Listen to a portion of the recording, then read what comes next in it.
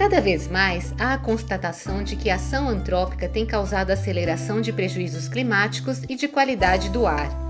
Uma pesquisa que integra o projeto Metroclima, realizada por pesquisadores da Universidade de São Paulo, USP, e do Instituto de Pesquisas Energéticas e Nucleares, IPEN, recentemente, analisa como a fumaça produzida por queimadas e incêndios florestais na Amazônia, no Pantanal e especialmente na queima de cana-de-açúcar na Mata Atlântica, tem afetado a qualidade do ar na Grande São Paulo. O comprometimento é significativo. Em dias com estes episódios, o pico do excesso de dióxido de carbono, CO2, foi de 100% a 1.178% maior do que nos dias sem fumaça. O artigo foi publicado na revista científica Science of the Total Environment. E para falar a respeito deste trabalho, recebemos na entrevista 180 do programa Vozes dos Biomas e no episódio 6 da série Riscos Climáticos e Saúde, do programa Eu, Nós e Nosso Meio Ambiente WebDoc, a doutora em Física Maria de Fátima Andrade, do Instituto de Astronomia, Geofísica e Ciências Atmosféricas, IAG da USP, que coordena o projeto.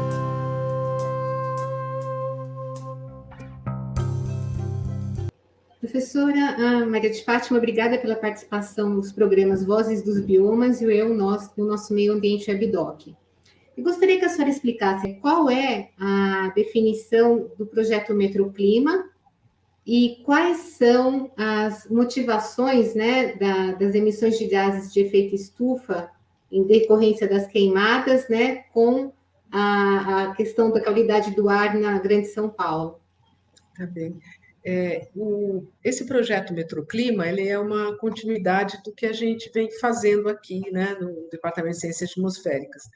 A gente sempre trabalhou com qualidade do ar, os poluentes regulados, né, material particulado, CO, ozônio, né, sempre trabalhamos muito voltados para a qualidade do ar.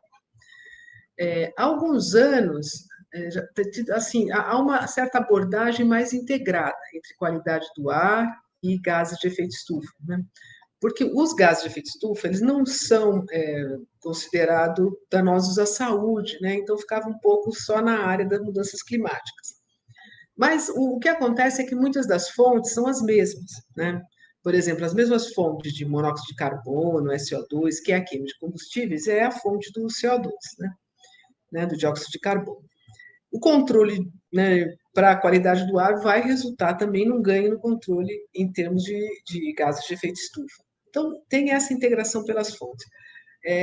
Por outro lado, também, pensando em qualidade do ar, a gente tem um monitoramento muito longo, né? Assim, claro, não é homogêneo em todo mundo, mas a gente tem um monitoramento, tem um levantamento de dados.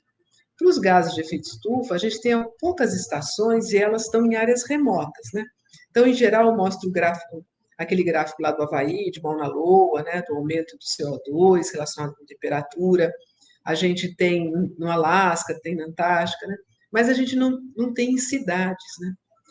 Então, o que acontece muito com a cidade é que tudo que é conhecido em termos de gás de efeito estufa é meio baseado nas emissões, mas em inventários que são feitos meio que teoricamente. Então, você, por exemplo, queimou tantos litros de combustível, você sabe que vai ter ali uma taxa de emissão de CO2 para a atmosfera, por exemplo, né?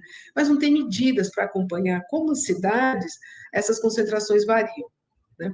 E a gente vai observar, assim, nos últimos 10 anos, em várias cidades populosas, né?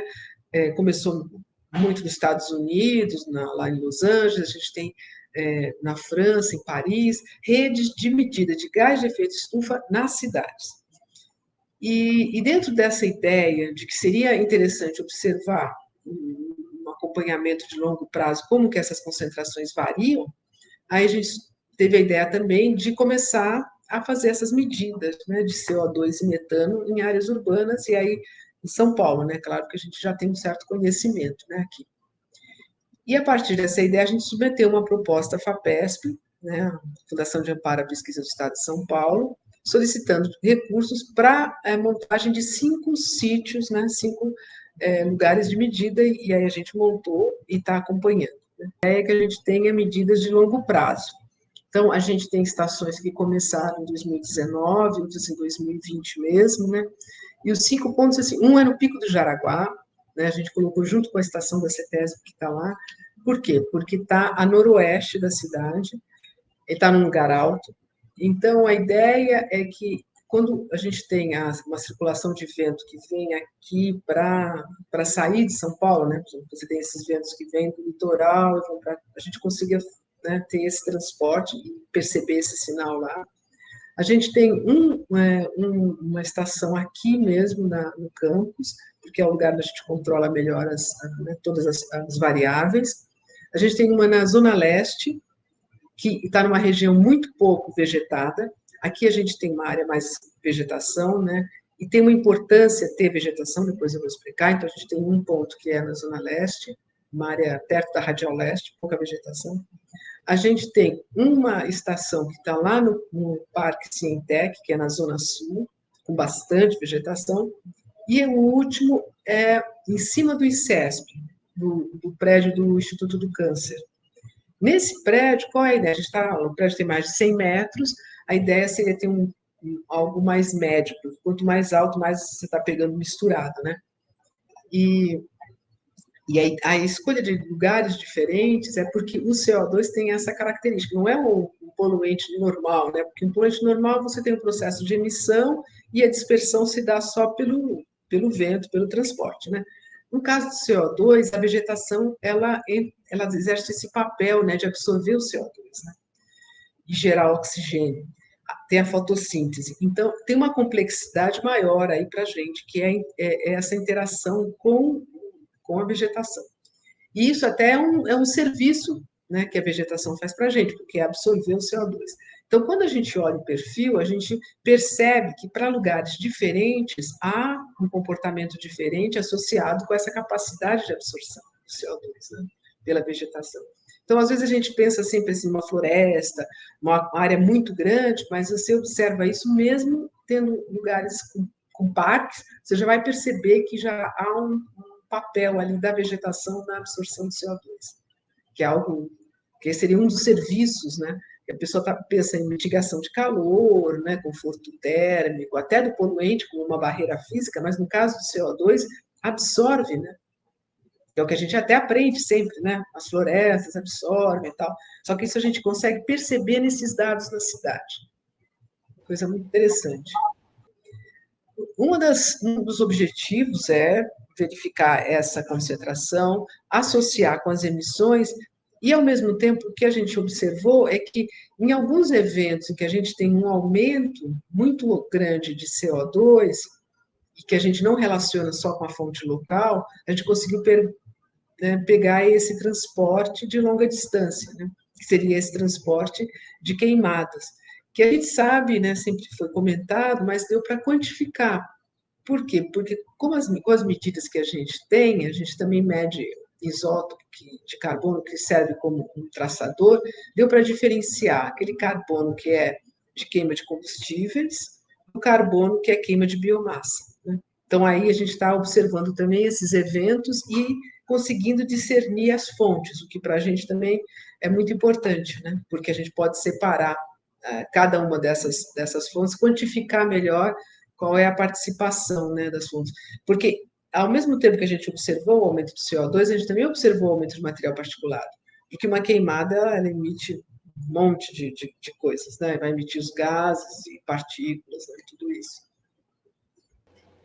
Bem, e o estudo, ele viu tanto essas emissões na Amazônia, no Pantanal, né, também da emissão do cultivo da cana-de-açúcar na Mata Atlântica, né, a gente pode dizer. O valor é tão elevado, né? Não. Sim. Eu gostaria que a senhora falasse a respeito disso. Então, porque na prática o que a gente fez foi, a gente tem um valor que é essa questão mais média e o quanto que isso aumentou nesses eventos, né? São eventos pontuais, é claro, né? São eventos que aconteceram exatamente, esse estudo é daquele período de 2020, né? 2020 foi um ano bem curioso, porque a gente teve a pandemia no começo e a gente tem um período em que a gente observou queda de concentração de tudo, né? Em março, abril, mas depois do segundo semestre, houve um aumento muito grande das queimadas, né? E as queimadas, elas não foram só na região norte, mas elas foram também do Brasil Central. E, e às vezes você tem uma queimada e não necessariamente você tem uma concentração elevada na superfície. É uma combinação do transporte. Às vezes a pluma fica só em altos níveis, né? Se você olhar pelo satélite, você vai ver que tem aquela pluma, mas ela não vem para a superfície, não necessariamente desce, né? Porque ela está sendo transportada de longe. Aí tem várias condições meteorológicas que fazem com que essa pluma de poluentes venha para a superfície. E nesse caso, foi um exemplo bem nítido disso, em que a gente teve esse transporte da pluma para a superfície. Uma coisa interessante é que, assim, quando a gente está queimando o combustível também tem uma parte que é de biomassa, né? Claro, porque ele tem etanol e também... Então, essa também foi um dos desafios, assim, então assim, o que também é um desafio? Um desafio é conseguir separar a parte de biomassa que está dentro do combustível, porque no final é bastante, porque você tem lá o que está na gasolina, né, que também é álcool, né? E aí você ainda tem quem usa etanol puro, então você tem ali uma composição que é de biomassa também, que se mistura, né? Porque quando você vem a queimada também é biomassa, né?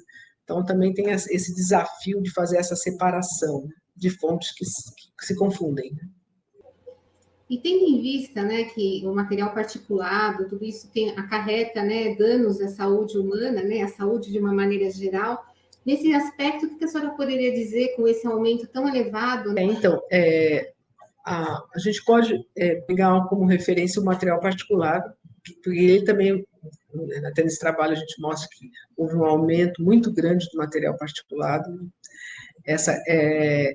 Esse aumento, porque a gente tem um padrão que é o padrão nacional, né, para material particulado fino, que é menor que 2,5, e existe o padrão, inclusive, os valores guias da Organização Mundial da Saúde, né? Aqui em São Paulo, a gente frequentemente tem ultrapassagem do padrão brasileiro mesmo, né, do material particulado, e também, principalmente, para a recomendação da Organização Mundial de Saúde, né? Quando a gente tem essas queimadas, muitas vezes vem a partícula mesmo, que tem um monte de carbono, muitas vezes vem um gás, né? Então a gente vai ter lá os compostos orgânicos que vão vindo e que vão formar as partículas depois, de forma secundária, aqui na atmosfera, né? Então, a queimada, ela é uma fonte muito significativa de partículas que são muito danosas para a saúde, né? Porque na composição dessas partículas, você tem muito carbono, né? E já está meio provado que essa composição também, ela amplifica, eu diria, né, esse efeito à saúde.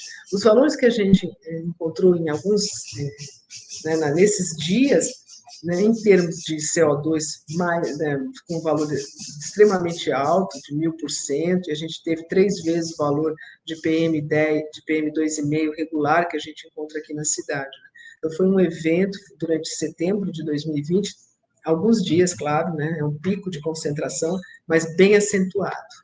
É interessante, porque antes se associava muito só com doenças pulmonares, né, doenças cardíacas, mas hoje em dia os estudos mostram ligação com doenças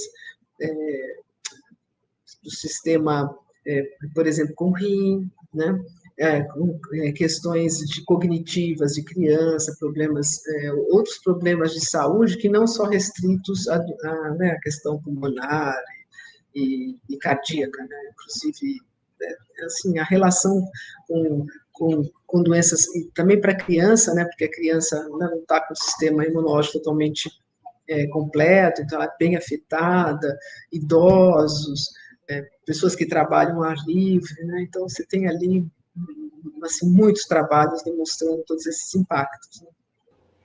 E, professora, a gente está chegando aos momentos finais. Eu gostaria que a senhora pudesse dizer como a gestão pública, enfim, a gestão até dos planos municipais de mudanças climáticas, né, adaptação, né, que a gente tem falado muito, principalmente nessa situação que a gente anda vivendo de secas extremas, eventos extremos, né, hidrológicos também. que poderia esse estudo beneficiar em termos da gestão pública? Como é que ele pode ser utilizado, bem utilizado, né, as informações? Então, um ponto importante é essa questão dos inventários de emissão, que são baseados muito teórica, né, em fatores de emissão, e é uma avaliação meio teórica, e não há um dado medido, que no caso a gente está com esses dados, claro, que são sempre abertos, disponíveis. Tem esse aspecto, né? Esse outro aspecto de perceber como a vegetação exerce um papel importante também é um dado que a gente pretende que seja melhor explorado, até para quantificar um pouco o valor da vegetação, que não é algo... Bom, a gente, na verdade, com esse calor nesses dias, a gente percebe que a presença da vegetação ela faz um papel super importante de mitigação, mas ela também serve para mitigar no espaço urbano a questão do CO2, né? A gente também está medindo o metano, né? O metano tem uma origem principalmente na questão do manejo do lixo. E a gente observa que há altas concentrações de metano também. Então, que também daria subsídios para valorizar um pouco essa questão do manejo, né, para evitar tanta emissão de metano. E assim, num sentido mais geral, né, já que a gente tem essa medida toda e essa emissão toda de CO2, isso também dá subsídio para imaginar que a redução da emissão por queima de combustíveis fósseis é realmente essencial, senão a gente não vai, a gente percebe esse aumento, mesmo com esses 3 anos, a gente percebe esse aumento, né, se você subtrai todos os eventos, faz uma filtragem, pega aquela curva, né, para fazer uma curva sem grandes eventos, só na média, a gente observa um aumento da concentração de CO2 na cidade. Quer dizer, a gente está caminhando exatamente no sentido contrário de todas as recomendações, né? Porque todas as recomendações é controlar as emissões, né? É manter um espaço, por exemplo, essa questão do calor, né, que chama muita atenção. A gente teria que preservar áreas com circulação, com vegetação, né, para conseguir contrabalançar um pouco essa tendência de aquecimento. Né? Mas a gente assim, eu acho que não faltam estudos, né, não faltam recomendações, mas a implementação, ela ignora, né, tudo que é conhecido, já que já está estabelecido.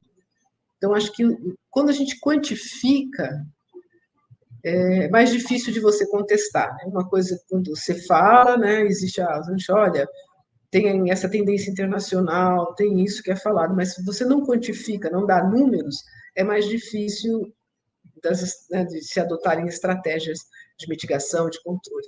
Então, a gente vai um pouco nessa linha do descobrir, né, conseguir descrever os processos, o transporte, a química dos poluentes, dos gases de efeito estufa, e, ao mesmo tempo, né, dar esses números como subsídio para essas políticas. A gente nunca desiste, eu diria. Não, muito bom. E acho que é importante também dizer que o estudo demonstra, mais uma vez, né, que não é a distância, e não importa, né, porque não tem fronteiras, né? A gente está falando da Amazônia, do Pantanal, enfim, da Mata Atlântica, e tudo isso circundando, afetando, né, a gente aqui em São Paulo, né? Ou seja, todos somos responsáveis, né, seja em que local estejamos, né? Sim. O transporte é global. É claro que vai demorar para ter o globo todo, mas o transporte dos poluentes se dá. A gente está vendo os ventos, né? Basta pegar uma imagem de satélite que você vê que vai se deslocando as parcelas e vão se misturando. Então, está tudo conectado, não é isolado. Né? Então, muito obrigada, professora, e um bom trabalho para vocês também. Obrigada. Obrigada pelo seu tempo.